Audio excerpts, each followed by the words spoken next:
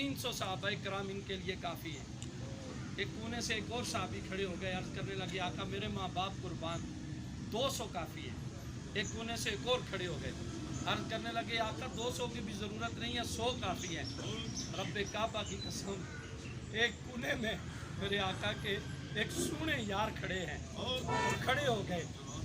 پگڑی پہنی ہوئی ہے اور حضور علیہ الصلوۃ والسلام کی بارگاہ میں کھڑے ہو گئے۔ نام حضرت خالد بن ولید پہ پیار آیا،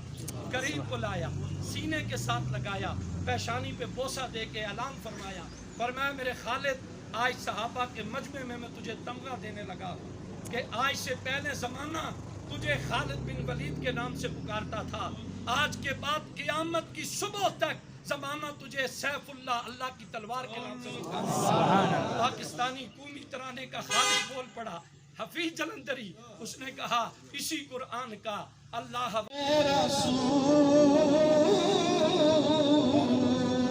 آقا یہ سلام آج